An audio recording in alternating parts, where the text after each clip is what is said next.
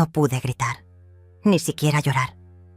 Me quedé ahí, parada en la acera de lo que fue mi casa durante más de 40 años, viendo cómo un hombre con chaleco fluorescente le daba órdenes a otros para desmontar el tejado.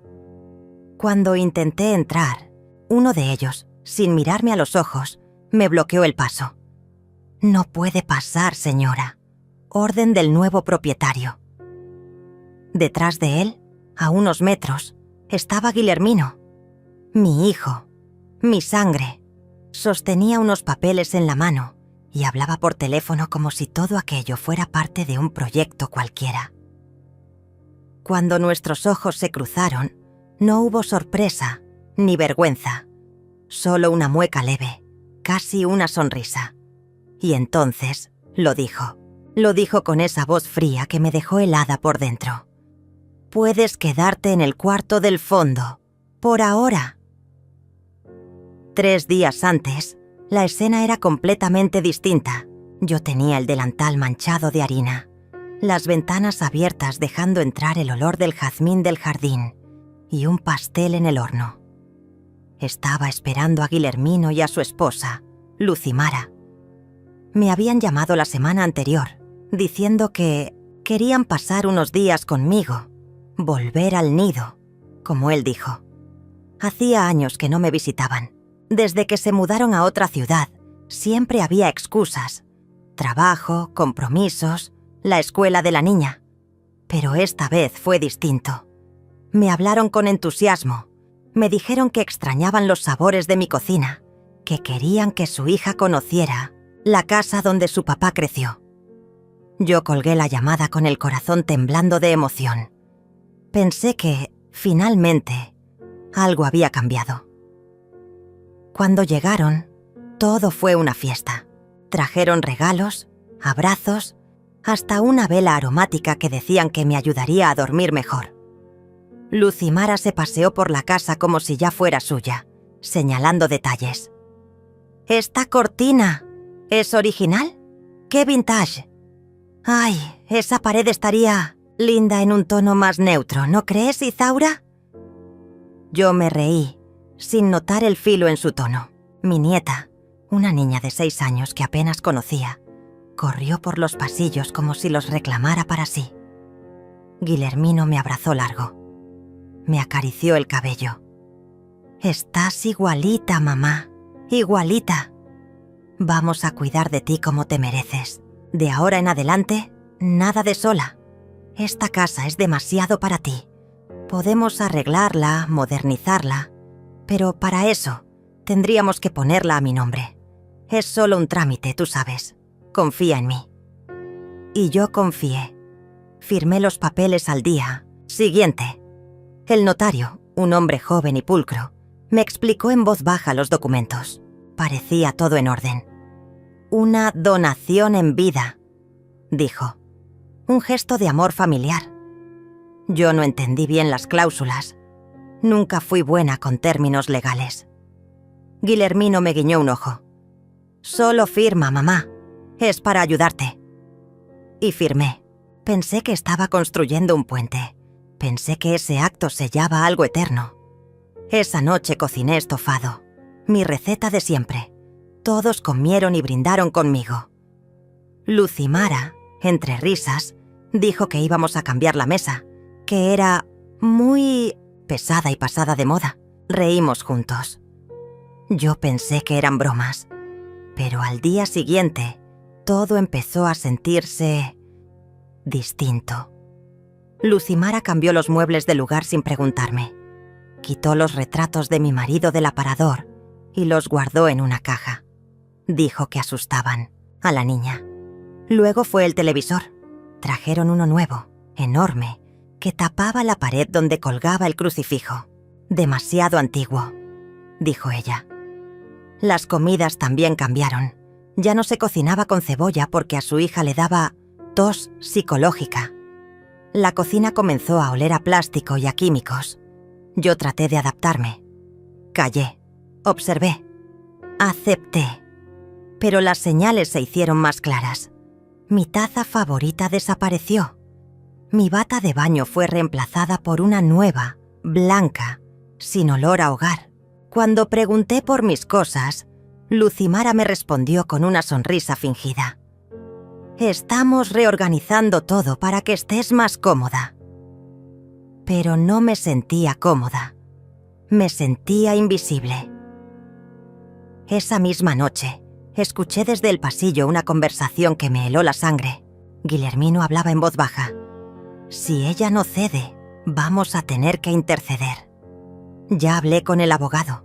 Podemos argumentar que no está en condiciones de manejar sus cosas». Lucimara respondió. «Es cuestión de tiempo. No aguanta el ritmo de esta casa. Se va a ir sola». Me encerré en mi habitación, abrazando el crucifijo viejo. No dormí.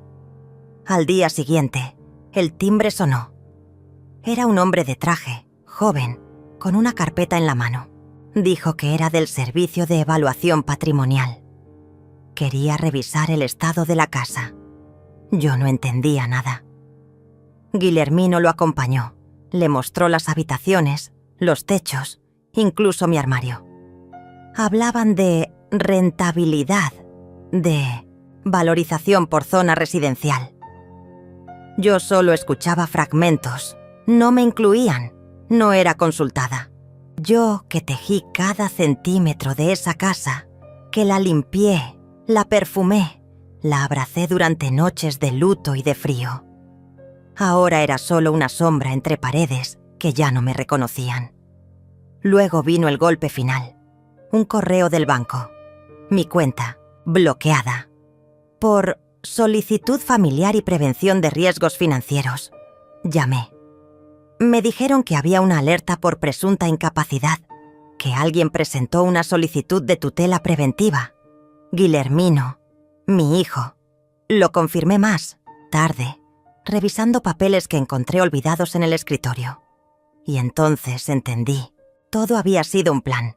El regreso, los abrazos, la nieta, los regalos. Todo era una estrategia para obtener lo que querían. Mi casa, mi historia, mi dignidad. Y lo peor de todo, lo habían logrado con mi firma, con mi consentimiento, disfrazado de amor. Esa noche no cené. Me senté en la cama, con las luces apagadas, mirando la pared vacía donde solía colgar la foto de mi boda. Pensé en mi marido, en cómo él habría reaccionado, en cómo me diría que me levantara, que no me dejara. «Vence», sentí una furia silenciosa crecer dentro de mí. No era rabia, era claridad. Al amanecer, me levanté, tomé mi bolso y salí por la puerta trasera, sin decir nada, sin dejar nota. Caminé hasta la casa de doña Lourdes, una vecina de toda la vida. Le conté todo. Me abrazó sin palabras. Ella fue quien me puso en contacto con su sobrino, abogado. Ahí empezó todo. Pero eso es otra parte de esta historia. Doña Lourdes me sirvió un té de manzanilla con jengibre. La casa de ella siempre tenía ese olor a madera encerada y pan recién horneado. Me senté con las manos temblorosas, sin saber por dónde empezar. «Me robaron todo», le dije. Ella no respondió de inmediato. Solo me miró como si supiera exactamente lo que dolía sin necesidad de palabras. «No todo, Izaura. Aún te tienes a ti misma», dijo finalmente. Y esas palabras, simples pero firmes, me hicieron llorar sin sonido, porque en lo más profundo de mí sabía que era cierto. Ellos podían quedarse con mis paredes, mis muebles, hasta con mis recuerdos, pero no podían tocar mi conciencia. Al día siguiente, el sobrino de Lourdes, Sebastián, vino a verme. Traía una carpeta de cuero bajo el brazo y la calma de quien ya ha visto cosas peores. «Empieza desde el principio», dijo sin rodeos. Hablé por casi 2 horas. Cada detalle, cada sospecha, cada frase que ahora sonaba diferente. Él no me interrumpía, solo asentía de vez en cuando y tomaba notas con una letra apretada. Cuando terminé, me miró con seriedad. Esto no es solo deslealtad, es fraude. Y todavía estamos a tiempo. Esas palabras encendieron algo en mí. Sebastián explicó que la donación podía ser revocada si se demostraba que hubo manipulación o incapacidad inducida. Que el proceso era lento, pero no imposible. Que cada mensaje, cada firma, cada grabación podía ser utilizada. Me habló con términos que no comprendía del todo, pero su convicción me sostuvo. Esa noche, desde la ventana del cuarto de Lourdes, vi mi antigua casa. Las luces estaban encendidas. Lucimara hablaba por teléfono en la terraza, fumando como si estuviera celebrando. Se reía. Se reía en mi cocina, se reía en mi espacio, se reía en mi ausencia. Me dolió más de lo que admito. No era solo la traición. Era la burla disfrazada de vida nueva. Comenzamos a trabajar. Sebastián me ayudó a revisar mis cuentas, mis correos. Encontramos solicitudes enviadas desde un dispositivo que no era mío. Transferencias autorizadas con mi nombre. Correos electrónicos con instrucciones que jamás escribí. Sebastián trazó direcciones IP, rastreó ubicaciones. Todo apuntaba a Guillermino. Incluso encontró registros de llamadas entre él y el notario, días antes de la firma.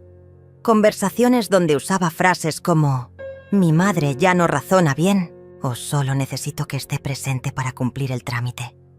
Eso era premeditación, y teníamos pruebas. Pero lo que cambió todo, lo que rompió cualquier duda que pudiera quedarme, fue la llegada de Isabela. Una tarde, mientras Lourdes preparaba café, alguien llamó a la puerta.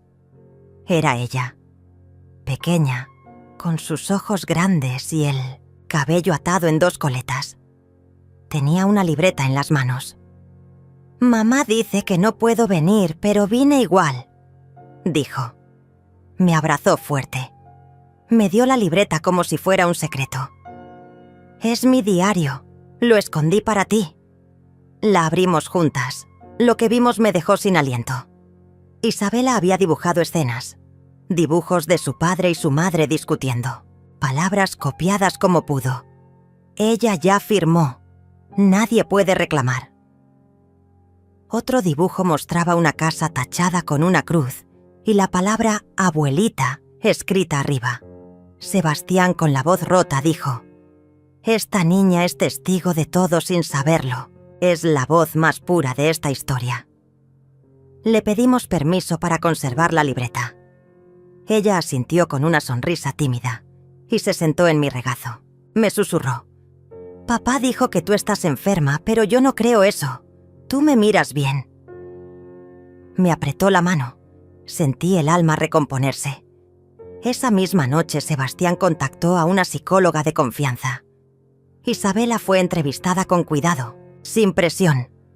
La profesional redactó un informe detallado sobre los dibujos, el contexto familiar y los posibles indicios de manipulación psicológica. El informe fue demoledor. Mientras tanto, Lucimara y Guillermino seguían construyendo su narrativa pública. En redes sociales subían fotos en el jardín con frases como «nuevos comienzos» o «redecorando con amor». En una publicación aparecía Lucimara con una taza en la mano, sentada en mi antiguo sillón, con la leyenda: «Cada rincón cuenta una historia, ahora la nuestra». Yo sentía asco. Sebastián me decía: «Déjalos hablar. Mientras más publiquen, más se hunden». Y así fue. En otra publicación, Guillermino aparecía con voz supuestamente quebrada, diciendo: «Mi madre está pasando por momentos difíciles. Por eso tomamos decisiones que quizás no todos entienden. Lo hicimos por amor». Una farsa completa. Lo que no sabían era que cada publicación estaba siendo archivada, cada video descargado, cada comentario registrado. Avanzamos con la denuncia. Sebastián preparó un dossier con más de 150 páginas, documentos cruzados, capturas, comparaciones de firmas, el testimonio de la psicóloga sobre Isabela, las grabaciones de cámara de seguridad en el notariado y el historial de correos electrónicos alterados. Presentamos todo ante la fiscalía. No hubo espectáculo, solo papeles, sellos, fechas. La reacción no se hizo esperar. 3 días después, Guillermino intentó contactarme. No directamente. Llamó a Lourdes. Quería hablar, aclarar. Yo lo escuchaba desde la otra habitación. Su voz temblaba, no de pena, sino de miedo. Sabía que algo estaba pasando. Le dije a Lourdes que no respondiera. No merecía explicaciones, no merecía ni mi voz. Después vinieron las cartas, notas dejadas en la puerta, mensajes diciendo: todo fue un malentendido. Regresa, te necesitamos. En una de ellas incluso escribió: esto puede destruirnos a todos, mamá. No lo hagas. Pero ya era tarde. Él lo había hecho desde el momento en que cruzó esa línea.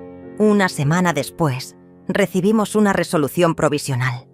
La propiedad quedaba congelada. No podían vender, hipotecar ni reformar nada. Cualquier acción debía pasar por evaluación judicial. Sebastián me abrazó en silencio. Era el primer paso firme hacia la restitución.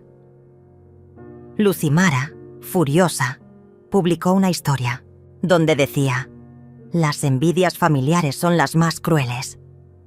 Guillermino subió un video vago diciendo que ciertas personas querían hacerles daño. La manipulación era torpe, desesperada. Recibí flores, un ramo blanco, sin firma, solo una nota. Aún hay tiempo. Las dejé marchitar en el suelo.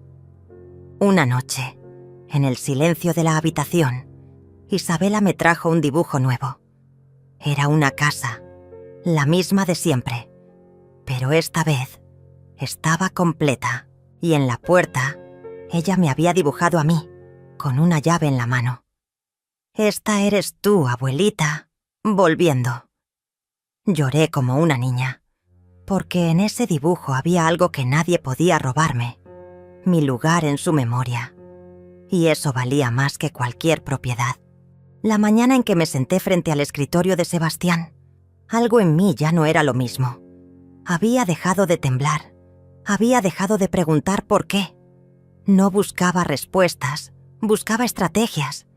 En la punta de mis dedos, las yemas ya no sentían culpa, sentían firmeza. «Estamos listas», le dije. Él asintió con una leve sonrisa. Sabía que algo se había roto en mí, y lo que brotaba ahora no era tristeza, era cálculo. El primer paso fue simple. Cambié todas mis contraseñas, incluso las que no recordaba tener. Sebastián me guió a través de una red de seguridad digital que jamás habría imaginado usar. Correo, cuentas bancarias, registro médico, redes sociales. Todo fue modificado, ocultado, blindado. Yo no era más esa madre confiada que firmaba papeles sin leer. Ahora era una mujer que leía incluso entre líneas. Después, pedimos acceso al historial del notario y allí apareció la grieta definitiva. Un audio, un descuido, un micrófono abierto durante una pausa. Guillermino riendo y diciendo: «Si ella pregunta algo, dile que es por el banco.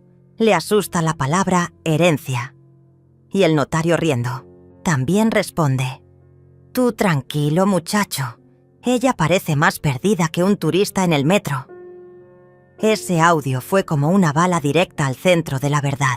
La prepotencia, la condescendencia, la certeza de la impunidad. Todo quedó registrado. Mandamos a hacer un peritaje de mi firma. 3 documentos fueron analizados. Uno de ellos presentaba inconsistencias claras. El trazo era torpe, apurado, no correspondía con mi presión habitual ni con mi dirección natural. Sebastián me explicó que eso, sumado al audio, sumado al informe psicológico de Isabela, sumado al testimonio del cambio repentino en redes, configuraba un caso fuerte de nulidad por vicio de consentimiento. Palabras legales, sí, pero para mí eran sinónimo de justicia. Mientras todo eso ocurría en silencio, yo seguía fingiendo debilidad. No por cobardía, sino por táctica. Caminaba más lento cuando me cruzaba con ellos en la calle. Bajabas, la mirada si Lucimara intentaba provocarme desde el auto. Una vez incluso me dejó caer una bolsa de compras frente a mí, sonriendo con superioridad. «Ay, lo siento, Izaura, no te vi». No respondí. Solo la miré. Porque sabía que cada gesto, cada palabra, estaba siendo documentada. Empecé a registrar todo, cada interacción, cada mensaje. Usaba una pequeña grabadora que guardaba en el forro del bolso. A veces hablaba sola, narrando hechos como si fuesen pensamientos. Sebastián dijo que eso ayudaba a establecer una línea de tiempo emocional para el proceso. Y lo hice con precisión quirúrgica. Hoy vi a Guillermino retirando cuadros del salón. Son míos, de mi abuela. No pidió permiso, no preguntó, solo los tomó. Isabela seguía viniendo a escondidas. Traía cuentos que leía en voz alta. Me abrazaba y decía que me extrañaba. Una tarde me pidió que la acompañara a su escuela para una exposición de dibujos. Dudé. No quería causar un conflicto si Lucimara me veía allí, pero accedí. Lo que no esperaba era lo que encontraría en esas paredes. Entre los trabajos infantiles había uno titulado Mi familia.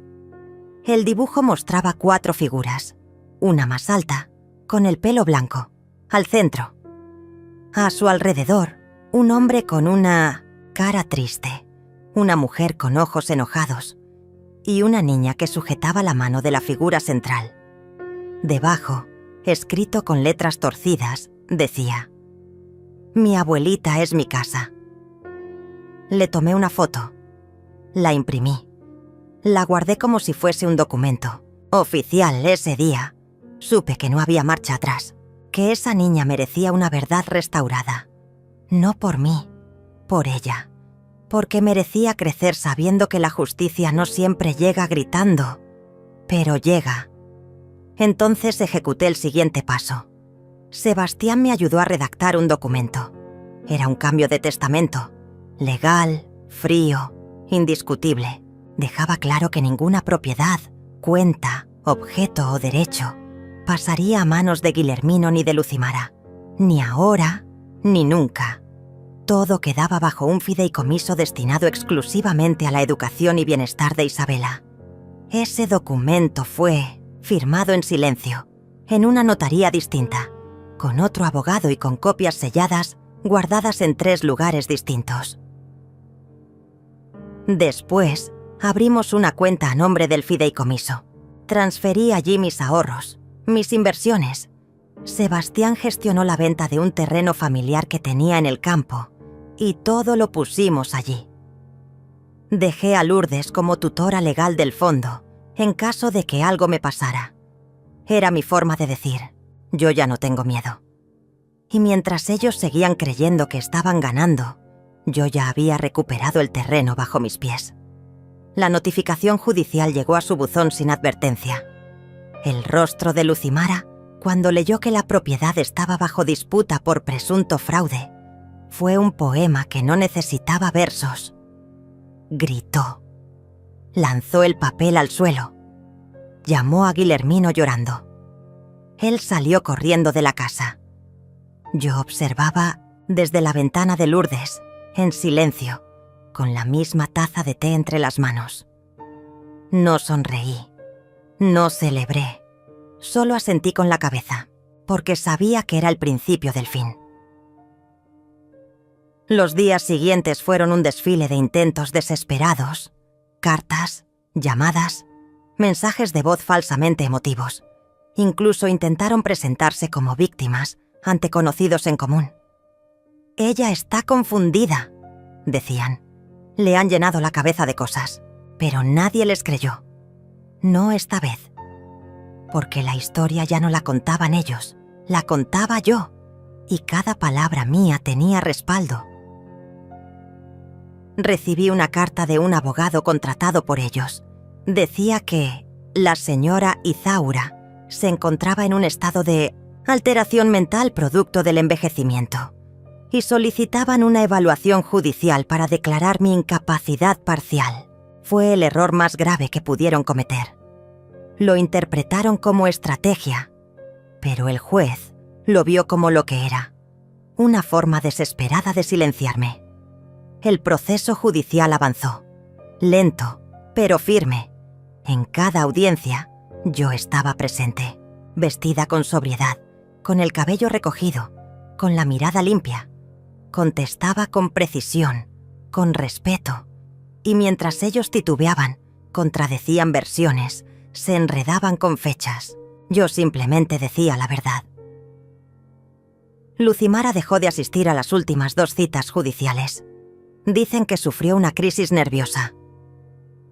Guillermino bajó la cabeza cuando el juez leyó el informe psicológico de Isabela.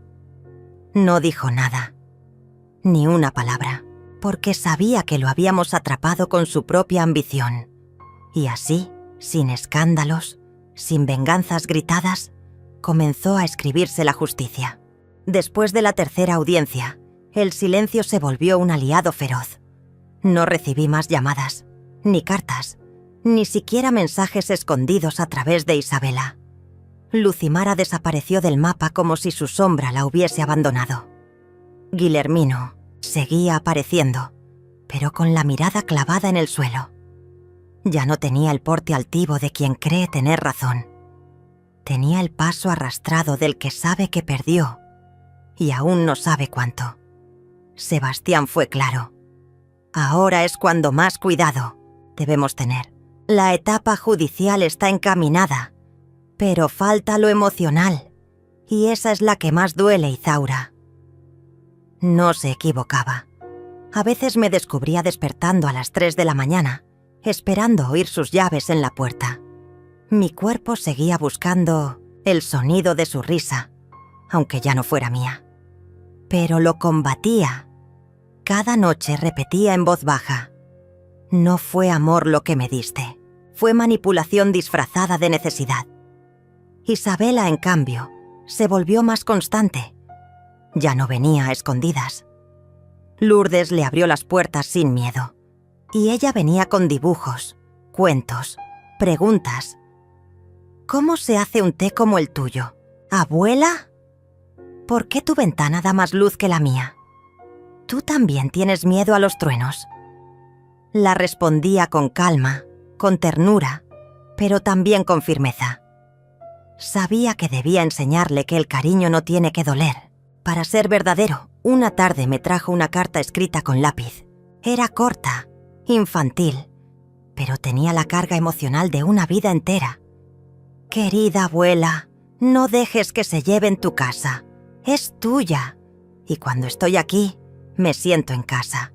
Te quiero, Isabela. Esa nota fue mi armadura. La plastifiqué. La guardé junto al testamento. Era mi recordatorio diario de por qué seguía luchando. Y entonces ejecuté el plan definitivo. Todo comenzó con un viaje al interior. Sebastián me propuso visitar un pueblo donde vivía una tía suya, que era agente inmobiliaria. Tal vez encuentres allí el lugar donde puedas comenzar de nuevo, me dijo. Acepté, no con entusiasmo, sino con determinación. El pueblo era pequeño, con calles de piedra, árboles altos y faroles que parpadeaban de noche como luciérnagas domésticas. Había silencio, mucho silencio, y una librería antigua que olía a polvo y a madera húmeda. Allí supe que sí, podía empezar otra vez. Encontramos una casa modesta, con patio, ventanas verdes, y una cocina que parecía haber sido diseñada para tés largos y conversaciones sinceras. La compré, a mi nombre, sin intermediarios, sin rastros en redes. Sebastián gestionó todo a través de un apoderado. La casa quedó registrada a nombre de un fideicomiso que no llevaba mi nombre directamente, una capa más de protección. «Si algún día te buscan, no te encontrarán», me dijo, y sonreí, porque ya no tenía miedo de desaparecer. Tenía ganas. Regresé a la ciudad como quien vuelve a cerrar un capítulo, y lo hice. Literalmente, en una sola noche, empaqué lo esencial: libros, ropa, fotos. Dejé la casa ordenada, limpia, sin rastros de mi alma. Lourdes me ayudó. Sabía que era el momento. La vi llorar en silencio mientras guardaba una tetera. «Esta casa nunca fue suya, Izaura. Fue tu cárcel desde que les diste la llave». Le apreté la mano. «Y por eso, ahora me libero». Antes de irme, hice una última visita a la casa que me habían arrebatado. Fui con Isabela. Caminamos hasta el portón. Estaba cerrado con cadenas. No había luces encendidas, como si el peso de sus actos los hubiese obligado a esconderse de la verdad. Me detuve frente a la puerta y le dije a Isabela: «Esto ya no es mío, mi amor, y eso está bien». Ella me miró, asintió y me tomó la mano. «¿Vamos a nuestra casa, abuela?». Y esa frase fue mi absolución. Al día siguiente las redes explotaron. Guillermino publicó un video desde una cuenta que no usaba desde hacía años. «Mi madre ha sido manipulada por abogados codiciosos. No está en condiciones de decidir sola. Queremos protegerla». El discurso era débil, artificial, lleno de palabras vacías. No hablaba de amor, no hablaba de arrepentimiento, hablaba de propiedad, de dinero, de control. Y eso para quienes nos conocían fue suficiente. Los comentarios no tardaron en aparecer. «Tu madre siempre te amó. ¿Qué le hiciste? Ella te crió sola. ¿Así le pagas? Manipulador, hipócrita». Lucimara intentó sumarse. Publicó una foto antigua, donde yo sostenía a Isabela en brazos, con un texto que decía: «Las familias deben permanecer unidas. El odio es un veneno». Pero nadie le creyó, porque el veneno ya se había revelado, y tenía nombre propio: ella. Yo no respondí públicamente, no hice videos, no escribí cartas, solo envié, a través de Sebastián, un comunicado legal informando que cualquier intento de contacto directo sería considerado acoso y reportado ante la justicia. El mensaje fue claro. La puerta estaba cerrada y no tenía llave del lado de ellos. El día en que la sentencia final llegó, no lloré.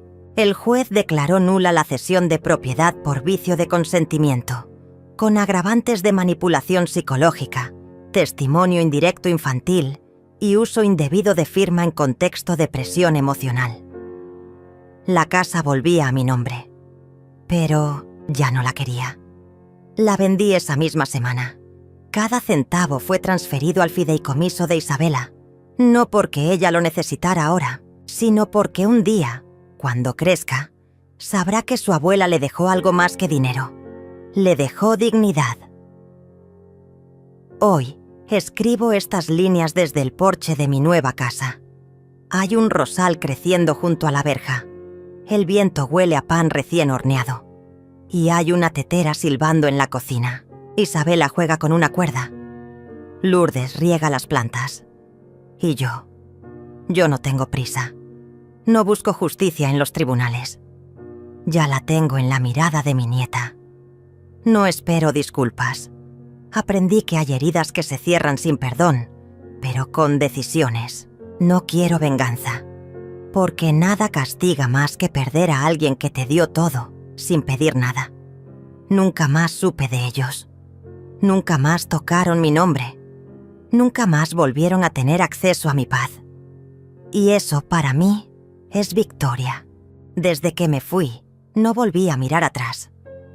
Mi nueva casa no tenía pasado, y eso era justamente lo que necesitaba. Las mañanas llegaban sin el peso de una historia traicionada. Las tardes eran lentas, con el sonido del viento entre los árboles, como única compañía. Por primera vez en décadas, no debía explicarle a nadie dónde estaba, qué hacía o con quién hablaba. Era libre. Los primeros días fueron extraños. Caminaba por las habitaciones como si alguien pudiera aparecer de repente y reclamar el espacio. Pero no. Nadie venía. No había timbres ni golpes en la puerta. Solo silencio. Un silencio tan profundo que me hizo llorar la primera noche.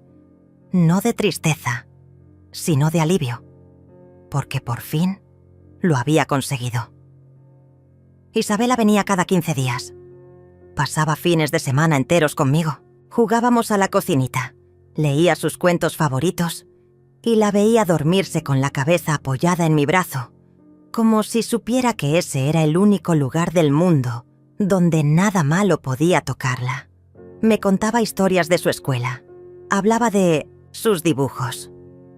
A veces preguntaba por su madre, pero lo hacía en voz baja, como si temiera que nombrarla rompiera algo frágil. Yo no respondía con odio. Le decía que cada persona tiene su camino y que el nuestro estaba lleno de flores que ella misma había plantado. Una tarde, mientras tejía en el porche, Isabela se acercó con algo escondido en su mochila. Era un cuaderno, de tapas duras, lleno de dibujos. Cada página tenía escenas nuestras, tomando té, riendo en la cocina, leyendo juntas. En una esquina, escribió: «Mi familia está donde me siento querida». Esa frase la repetí en mi cabeza muchas veces. Me sanó más que cualquier resolución judicial, pero los ecos del pasado aún rondaban. Una vecina me dijo que Guillermino había intentado contactarla para saber si yo vivía allí. No le dio información. Sebastián me lo confirmó. «Están desesperados. El dinero se les fue. No tienen a quién culpar». Yo asentí. No me alegraba. Pero tampoco sentía compasión. Porque la compasión se da a quien la supo ofrecer alguna vez. Y ellos no.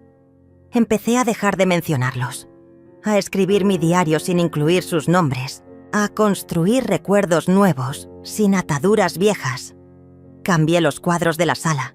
Compré una tetera nueva, planté un rosal blanco frente a la ventana. Todo era símbolo, todo tenía intención. Entonces llegó una carta, sin remitente, pero reconocí la letra. Era la de Lucimara. Decía poco, que había cometido errores, que se arrepentía, que Isabela merecía tener una familia completa, que la perdonara. No me enojé. No lloré, solo doblé la carta y la guardé en una caja, junto con otras cosas que decidí no volver a abrir. Porque no todo lo que se rompe debe arreglarse. Algunas cosas se entierran y florecen en otra parte. Esa noche le conté a Isabela la historia del jazmín que no florecía en una casa. Lo trasladaron a otra tierra, con más sol, más agua y más espacio. Allí creció fuerte. Nunca miró atrás. ¿Y extrañaba su primera casa?, me preguntó. Tal vez al principio, pero después entendió que crecer es más importante que quedarse donde te lastimaron. Ella asintió y me abrazó sin decir nada. Al día siguiente hicimos algo simbólico. Plantamos juntas una higuera. Isabela puso la primera palada de tierra. Yo la regué. Este árbol crecerá con nosotras. Cuando tú seas grande, seguirá aquí. Será nuestro secreto. Y así sellamos un pacto. No con palabras, sino con raíces. Poco a poco, volví a tener vida. Me hice amiga de las vecinas. Organizamos tardes de lectura. Enseñé a tejer. Horneaba pan los sábados. Me convertí en parte de la comunidad sin necesidad de contar mi historia. Me conocían como Izaura, la señora de los tés aromáticos, no como la madre traicionada. Y eso era liberador. Un día, mientras barría el patio, encontré una caja de madera vieja entre las cosas que aún no había revisado. Al abrirla vi fotos antiguas, Yo con Guillermino de niño, en su primer día de clases, con su primer diente caído. No lloré, pero sentí un nudo en el pecho. Era imposible borrar todo. No debía hacerlo, solo aceptarlo. Esas fotos no las colgaría, pero tampoco las quemaría. Las guardé en un sobre, lo cerré y escribí en la tapa: memorias, no excusas. Luego lo sellé con cera y lo guardé en el fondo de un ropero, donde no pesa, donde no molesta. Desde entonces, aprendí a celebrar los pequeños silencios. El sonido del agua hirviendo, el canto de los pájaros, el aroma del pan, la risa de Isabela. Aprendí que no todo tiene que doler para ser profundo, que hay heridas que no se curan con venganza, sino con paz. Nunca más supe si Guillermino intentó buscarme, si Lucimara escribió más cartas, si intentaron manipular a Isabela, porque todo lo que construí desde que me fui no depende de ellos. Es mío, y eso es lo más valioso que tengo. A veces, cuando el sol cae, me siento en el porche con mi taza de té. Miro el rosal, la higuera, y escucho el eco de mi voz interior, aquella que se había callado durante años, y ahora habla claro, suave, pero firme. No vuelvas donde ya no te ven. Esa frase es mi mantra, y cada día la repito, en voz baja, para que solo la escuche quien debe, yo. Fue un lunes. Lo recuerdo porque el pan no había levado bien, y la mañana tenía ese aire espeso de tormenta que no se decide. Isabela aún dormía en la habitación contigua, abrazada a su oso de peluche, con la boca entreabierta y el cabello enredado como un nido de memorias suaves. Yo estaba en la cocina preparando té de hibisco cuando escuché el sonido, un coche. No era el de Sebastián, ni el de la vecina de al lado. Este tenía un motor ronco, cansado, como quien llega sin ser bienvenido. Me asomé discretamente por la rendija de la cortina y lo vi. Era el coche de Guillermino, destrozado por fuera, con una de las puertas abollada, y esa calcomanía en la esquina que decía «Familia bendecida». Sentí como mi estómago se contraía. El pasado se estacionó frente a mi jardín, no bajó solo. Lucimara estaba con él, con el rostro marcado por el maquillaje que intenta esconder el desgaste. Llevaba un vestido que alguna vez fue caro, ahora desteñido en los bordes. Y entonces, lo más inquietante, traían una cámara, un trípode y una carpeta en la mano. No, abrí la puerta. Ellos la golpearon, primero suavemente, luego con más insistencia. Escuché sus voces. «Mamá, por favor, abre. Necesitamos hablar». «Izaura, no queremos problemas. Solo conversar». No respondí. Caminé hasta el cuarto de Isabela, la abracé sin despertarla y cerré la puerta con llave. Luego tomé mi teléfono. Grabé todo. Desde el momento en que empezaron a hablar frente a la puerta, cada frase, cada intento de persuasión. Lucimara incluso lloró, o lo fingió bien. «Nos robaron, Izaura. Un socio de Guillermino nos estafó. Perdimos todo. Solo queremos apoyo. Somos familia, familia». Esa palabra, tantas veces vaciada, tantas veces usada como cuchillo envuelto en terciopelo. Yo sabía lo que era una familia. Estaba en la habitación durmiendo, no en la puerta exigiendo. Les hablé desde la ventana, sin abrir. «No pueden estar aquí, ya no forman parte de esta casa. Si no se van, llamaré a la policía». Hubo un silencio, como un corte abrupto en una escena mal dirigida. Luego escuché susurros, risas nerviosas y finalmente, lo que temía, amenazas veladas. «Vamos a contar todo», dijo Lucimara. «A la prensa si es necesario, que nos echaste, que nos dejaste en la calle. Grabé eso también. No fue impulsivo, fue estrategia. Desde semanas antes, Sebastián me había sugerido prepararme. Ya habíamos previsto que, tarde o temprano, intentarían algo. Por eso teníamos el testamento digitalizado, los documentos de donación revocados, las pruebas de manipulación archivadas. Todo listo. Cuando se fueron, no lloré. Pero mis manos temblaban. Esa noche hablé con Sebastián, le mandé los audios. Me pidió paciencia. Me recordó que la justicia no siempre es rápida, pero llega. Dormí poco. Soñé con puertas abiertas y rostros que no deseaba volver a ver. Al día siguiente empezó la segunda parte del espectáculo. Las redes sociales. Una publicación de Lucimara, con una foto vieja de todos en mi antiguo comedor, con una frase: cuando la familia aún se amaba. Comentarios manipulados. Amigos falsos compartiendo. Videos editados.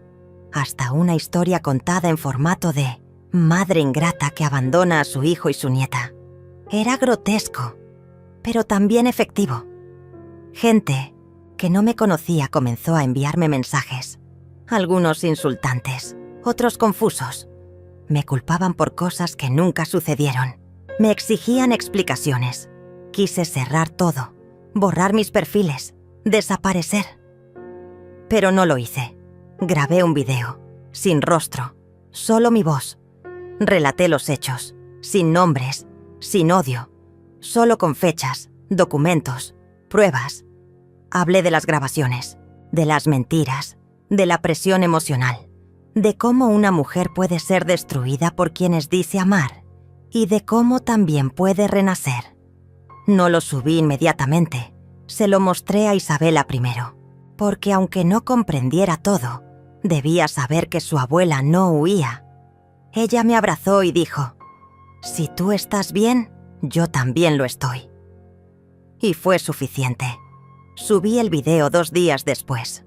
No buscaba likes, buscaba equilibrio. Verdad, algunas personas se disculparon, otras no. Pero lo más importante sucedió en privado. Un mensaje de una mujer mayor que decía: gracias, yo también me fui. Y tenía miedo. Ahora no tanto. Entonces supe que lo que viví no era solo mío, era de muchas, y que mi voz, aún temblorosa, podía ser faro. Mientras todo esto sucedía, Sebastián gestionaba algo crucial: una orden judicial de alejamiento. No era fácil, pero lo logramos.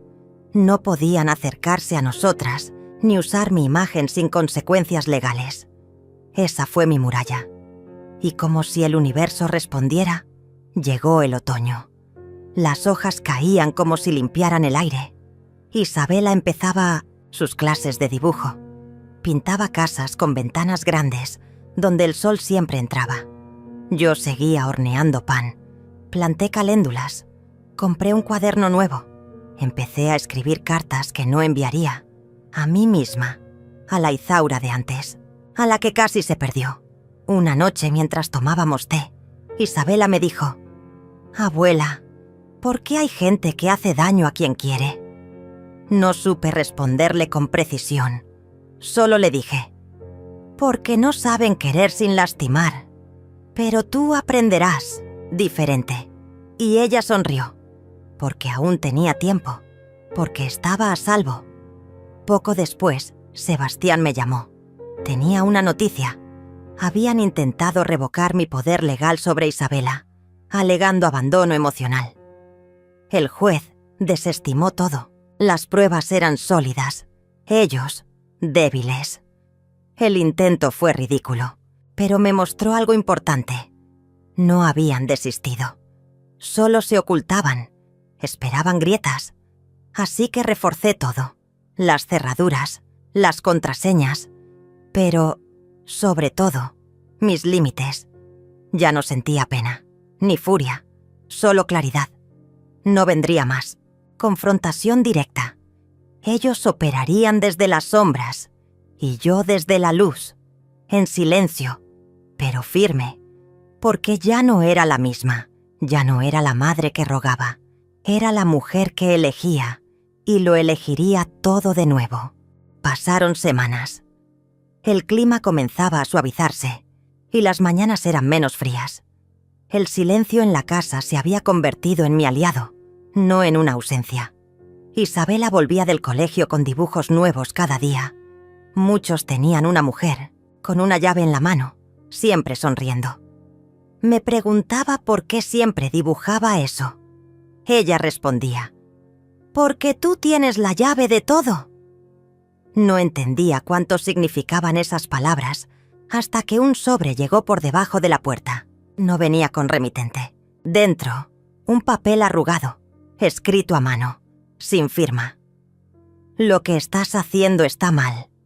Vas a arrepentirte. No se deja así a un hijo. No importa lo que él haya hecho».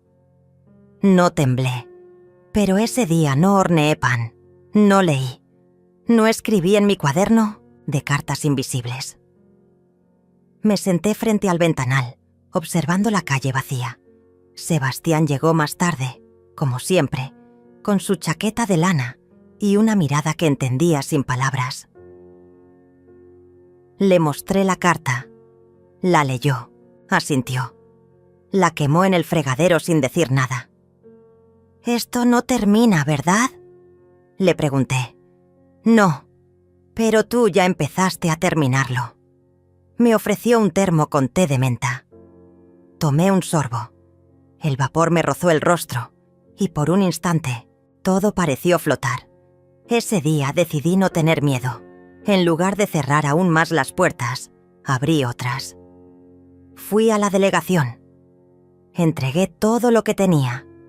Los videos, las pruebas de manipulación, los mensajes, hasta ese papel sin firma. Hablé con la abogada de Sebastián.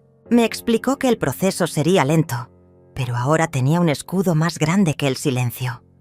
La justicia comenzaba a moverse, y ellos, al darse cuenta, se movieron también.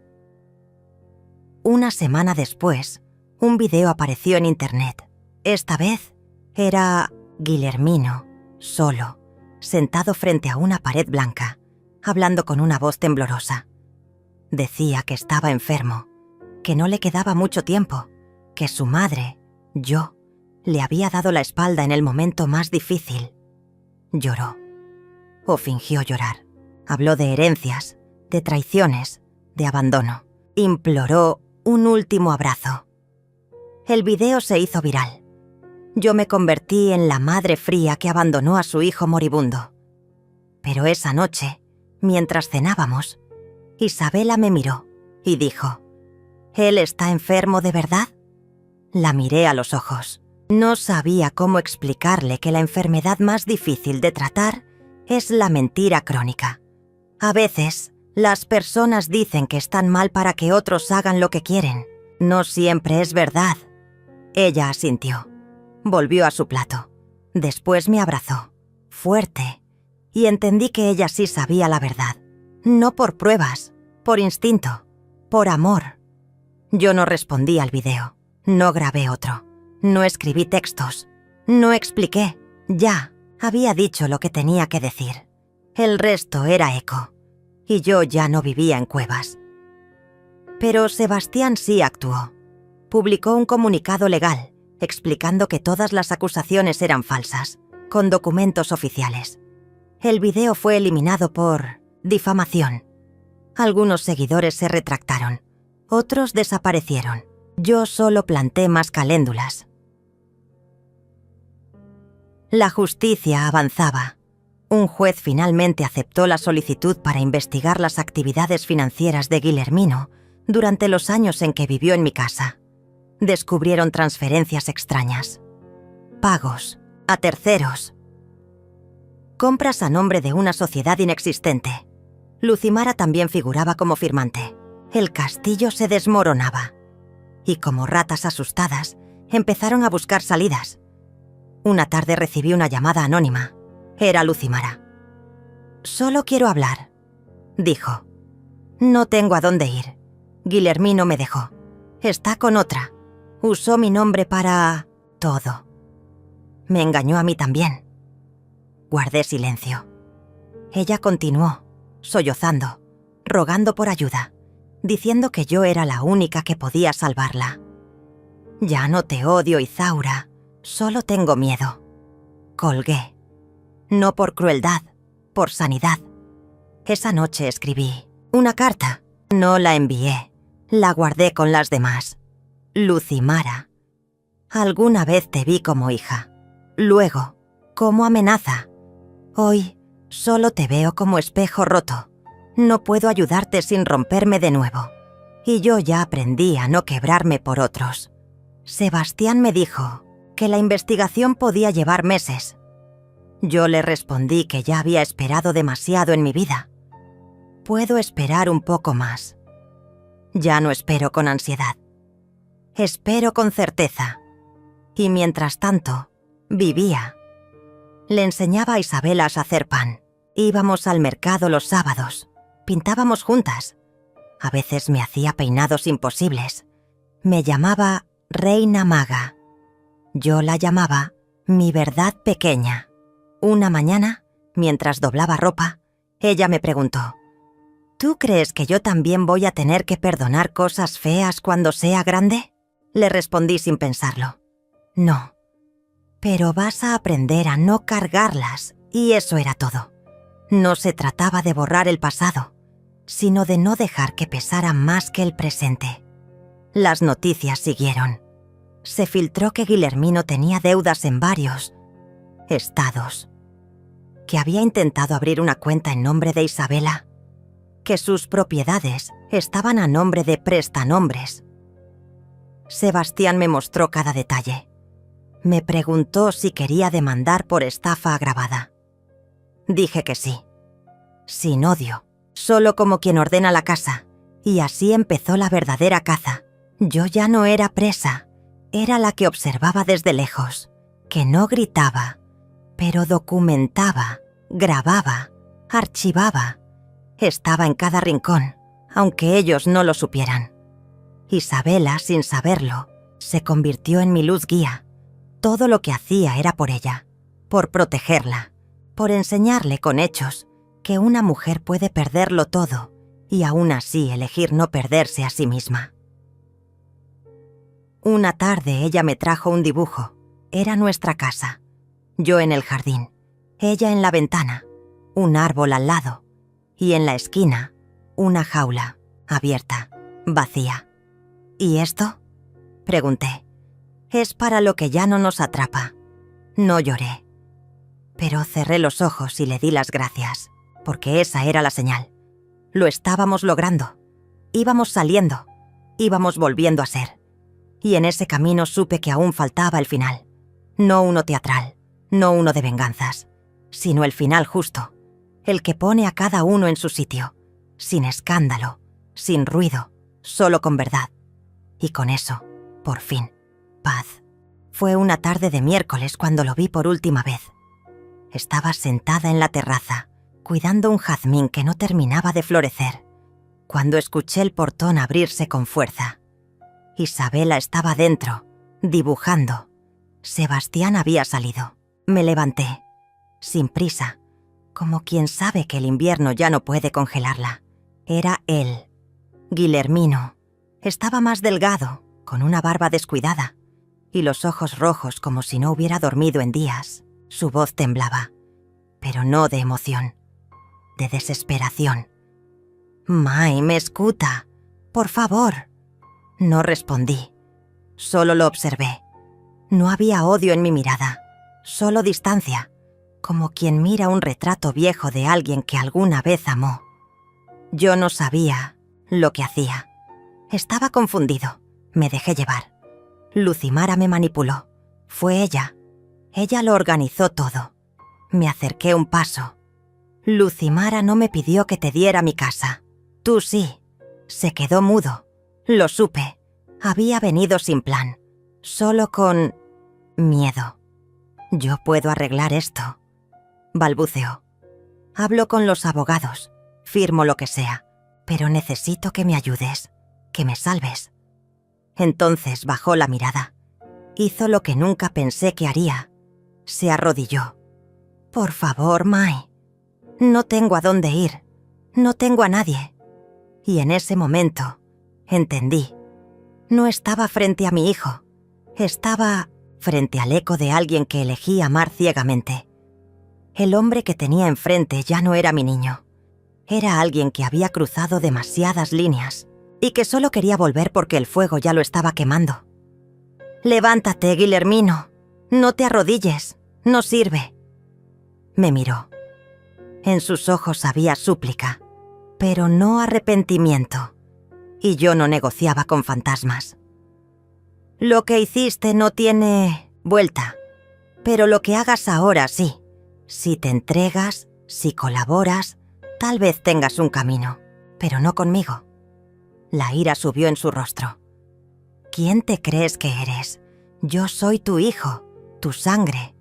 «Sí, pero también eres la cicatriz que decidí no seguir abriendo». Entré.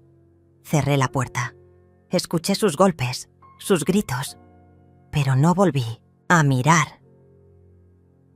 Llamé a Sebastián, al abogado, a la policía. Una hora después, se lo llevaron por alterar el orden público. No fue una gran escena. No hubo cámaras, solo una última imagen. Él, en el asiento trasero de un patrullero, mirando por la ventana con odio. Yo, firme, con una taza de té en la mano. Esa noche Isabela me preguntó, ¿era él? ¿Sí? ¿Lloraste? No. Solo cerré la puerta. La abracé. Dormimos juntas. Su respiración fue el único sonido que necesité para sentir que todo iba a estar bien. Los días siguientes fueron tranquilos. El proceso legal siguió su curso. La fiscalía lo imputó por fraude, uso indebido de identidad y apropiación indebida. Lucimara también fue citada.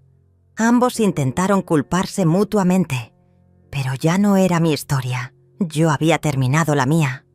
Vendí la casa. No la nuestra, la casa vieja, aquella que él había querido quedarse. Lo hice en silencio, legalmente, sin avisar. El dinero lo doné a un hogar de mujeres que habían sido estafadas por familiares. No necesitaba esa plata, no necesitaba más paredes con recuerdos rotos. Isabela y yo empacamos pocas cosas, las cartas, los dibujos, el candelabro de mi madre, mi tetera, y partimos. No dijimos adiós, solo comenzamos de nuevo. Nos mudamos a una casita en el campo. No era grande, pero tenía un limonero en el patio y una ventana que daba al amanecer. Sebastián nos visitaba a menudo. Traía libros para Isabela, plantas para mí y silencio para compartir. Una tarde Isabela me dijo, «Aquí no hay fantasmas, ¿verdad?» «No, aquí solo hay historias nuevas». Ella sonrió. Se acostó en la hamaca y se quedó dormida al sol. Yo me senté a escribir. No una carta, no una queja, sino una historia. La historia de una mujer que entregó todo y casi se perdió, pero eligió volver, que decidió dejar de esperar disculpas y construyó su propia absolución. Una historia como la mía. El juicio se celebró en ausencia. No quise ir. Ya había visto suficiente. Me avisaron que ambos fueron condenados a pagar una multa y cumplir servicios comunitarios. Que no podrían acercarse a mí. Que sus nombres estaban anotados en un registro. Archivé esos papeles, pero no los memoricé. No les di poder. Un año después abrí un café pequeño. Lo llamé La Puerta Cerrada. No por rencor, sino porque a veces cerrar es el primer acto de amor propio. Los clientes venían por el aroma del pan, por el jazmín que ahora sí florecía, por las tazas de té pintadas a mano, y muchos volvían, no por el sabor, sino por la calma. Isabela dibujó el cartel del local. Un círculo con una puerta entreabierta. Y dentro, una mujer con una llave. La misma llave de siempre. Una tarde cualquiera, mientras cerrábamos el café, ella me dijo, «¿Sabes? Creo que ahora sí entendí por qué me diste esa llave hace años. ¿Por qué? Porque tú sabías que un día yo iba a abrir mi propia puerta. No respondí. Solo apagué la luz, cerré con doble vuelta. Y mientras el silencio de la noche nos envolvía, entendí que no necesitaba un final ruidoso. Lo único que necesitaba ya lo tenía. Paz, verdad. Y una niña con ojos limpios que me llamaba mamá. El día que cumplí 70 años, no hubo fiesta. No hubo brindis. No hubo fotos. Fue un día azul, como esos que no piden nada, solo que los vivas. Abrí los ojos con la luz suave entrando por la cortina de lino. Afuera, el limonero estaba cargado. Isabela aún dormía. Y el café, la puerta cerrada, permanecería sin abrir por primera vez en meses. Me levanté sin prisa. No tenía un plan, solo un deseo. Pasé por el corredor silencioso. Las paredes no tenían fotos. Decidí no colgarlas. Esta casa era presente. No necesitaba pruebas del pasado. En la cocina, la tetera antigua me esperaba. La puse sobre el fuego, escuchando el murmullo lento del agua calentándose. Me senté con una libreta que Isabela me había regalado semanas antes. En la tapa, un dibujo. Un árbol partido en dos, pero con raíces compartidas. Abro la primera página y empiezo a escribir. No para publicar, no para contar, sino para dejar registro, aunque sea solo para mí. Me llamo Izaura, y me costó 70 años entender que el amor sin respeto no es amor, que la sangre no siempre une, pero el alma sí, y que una puerta cerrada a tiempo puede ser el mayor acto de libertad. Escribí durante horas, lloré en una sola frase, reí en otra. Terminé con una palabra: basta. Cerré el cuaderno, guardé la llave de la casa en un sobre, escribí con tinta azul: para Isabela, cuando lo necesites, no antes. La encontré en el jardín, recogiendo hojas secas. Su cabello al sol parecía fuego tranquilo. Le acaricié la espalda y ella se giró. No dije nada. No necesitaba. Me abrazó largo, sin preguntar por qué mis ojos brillaban. Esa tarde caminamos al pueblo. Nos detuvimos en una librería de segunda mano, luego en la panadería. Saludamos a viejas amigas. Todas sabían quién era yo, pero ninguna sabía mi historia, y así quería que siguiera. Al volver, Isabela me preguntó: ¿qué pasa si un día ellos vuelven? No preguntó con miedo. Preguntó con la curiosidad limpia de quien aún cree en las segundas oportunidades. Si vuelven, le dije, encontrarán una puerta cerrada y alguien que ya no vive del dolor. Ella asintió y no volvió a hablar del tema. Al anochecer, hice algo que nunca creí que haría. Fui al armario donde guardaba un sobre. Dentro, todos los documentos del juicio. Las copias de las escrituras, las pruebas que me habían devuelto lo que era mío. Todo ordenado, marcado, clasificado. Abrí la tapa de la vieja estufa de hierro. Coloqué uno a uno los papeles, con calma, no por rabia, sino porque ya no los necesitaba. Las llamas subieron lentas, como si también supieran que ese fuego no era de odio, era de cierre. El último en entrar fue un documento firmado por él, su puño y letra reconociendo que me había traicionado, que aceptaba mi decisión. Se quemó rápido. Apagué la estufa, me serví un té de canela y me senté en la terraza. Isabela apareció con su guitarra. Tocó una canción sin letra, suave, circular, como un susurro antiguo. ¿Te gusta?, preguntó. Es perfecta. La compuse para ti. Se llama Mujer con llave. No dije nada. Solo la escuché. Y en ese momento entendí que ese era mi final. No el de la historia, sino el de la herida. Porque el dolor deja de doler cuando deja de tener eco. Las semanas pasaron con la tranquilidad de quien ya no espera terremotos. El café seguía lleno. El jazmín seguía floreciendo. Los niños del Uttosyosesa pueblo venían a dibujar. Las vecinas traían recetas. Y yo, cada tarde, escribía una página más en la libreta de Isabela. Un día dejé una hoja en blanco, solo una frase, escrita en el centro. Nunca más volvieron a tocar mi nombre. Era verdad. Ni Guillermino, ni Lucimara, ni sus abogados. Nada. Como si hubieran comprendido que su guerra ya no tenía terreno. Y si alguna vez quisieron contar su versión, nadie la escuchó, porque la mía ya se había vivido. Un mediodía, al cerrar el Isiomnamefil café, una joven me preguntó: ¿Usted es la señora Isaura? Sí. Mi madre me habló de usted. Dice que es una mujer que supo cerrar una puerta a tiempo. Sonreí. Tu madre es sabia. ¿Y usted volvería a hacerlo? La miré.